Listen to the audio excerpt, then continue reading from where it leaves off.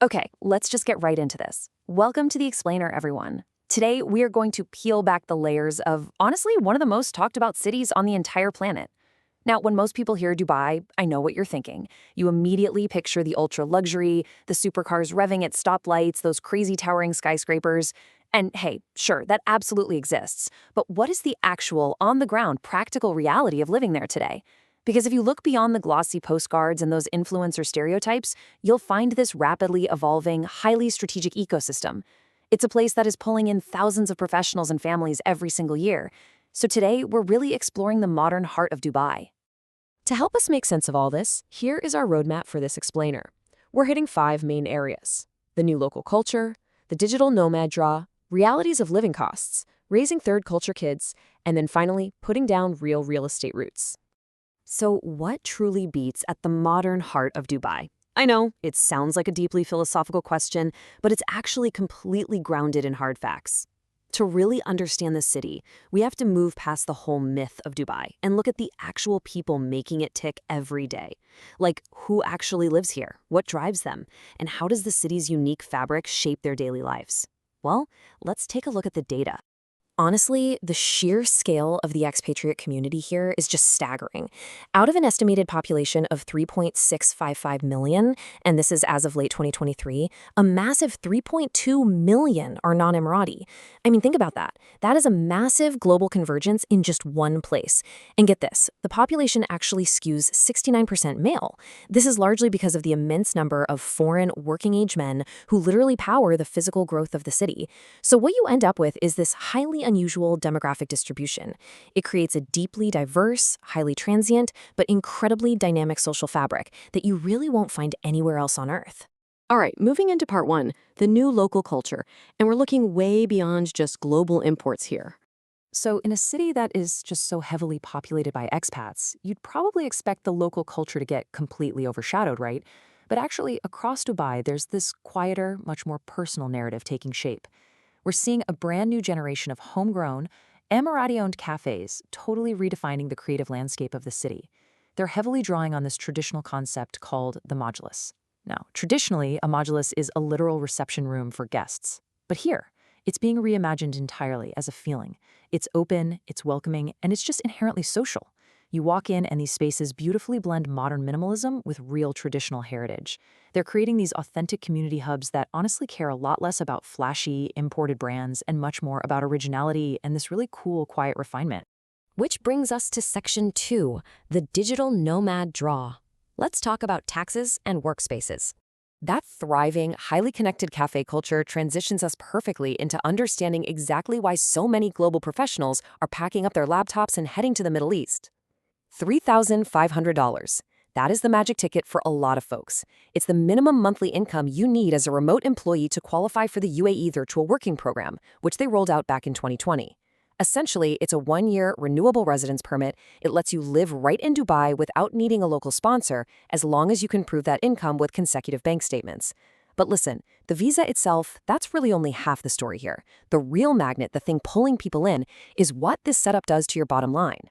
So let's just demystify this famous zero tax headline we see everywhere. Yes, the UAE truly has a 0% personal income tax rate. That means your salary, your freelance earnings, capital gains completely tax-free at the local level. But there are 2 massive caveats you absolutely have to know about. First up, the UAE recently introduced a 9% corporate tax on business profits above roughly $102,000. Second, and this catches people out all the time, your home country tax obligations might still apply. Like if you're a US citizen, you owe the IRS no matter where you live on the globe. So while the tax savings can definitely be incredible, it's kind of a conditional halo. It absolutely requires smart financial structuring. But let's say your tax strategy is totally locked in. Where are you actually going to sit down and work? Dubai has engineered this incredibly cool, highly productive ecosystem with ultra-high-speed internet that digital nomads literally dream of. You've got places like One Life Kitchen over in the Design District with this great, airy Melbourne-style vibe. There's Net, which is tucked right into a trendy paddle tennis club, or Raw Coffee Company, where you can literally work inside a bustling 2-story coffee roastery. Honestly, these aren't just your run-of-the-mill cafes. They're dynamic, flexible workspaces that really serve as the modern office for Dubai's massive remote workforce. Okay, on to section 3, realities of living costs. time to look at budgeting beyond the gloss. Because look, working in gorgeous cafes and paying zero local income tax absolutely comes with financial trade-offs. 4,000 dirhams. That's just over $1,000 US. Now, this is the legal minimum monthly salary the government requires if you want to sponsor a spouse's visa. But please, do not confuse a legal minimum with an actual living budget. Confusing those two numbers is hands down one of the biggest mistakes newcomers make when they arrive.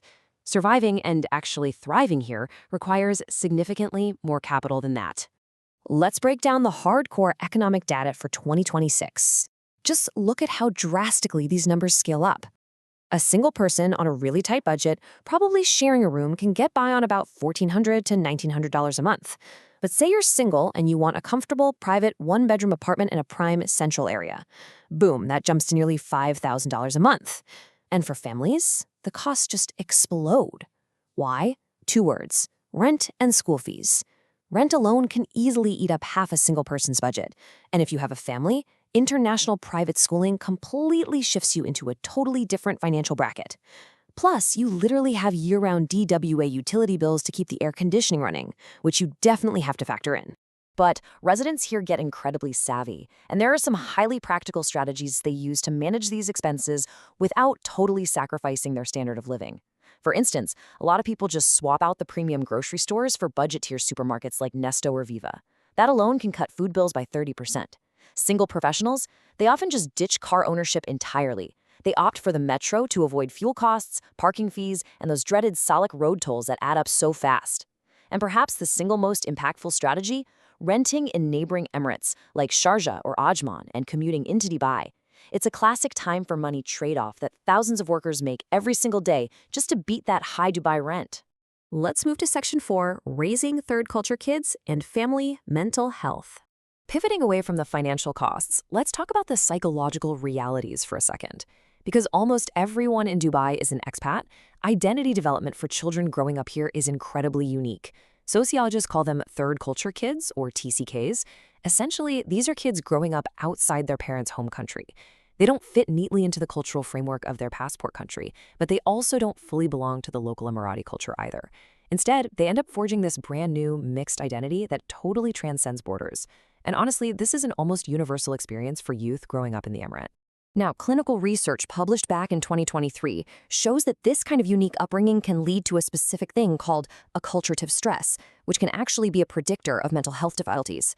But here is the really reassuring part for parents.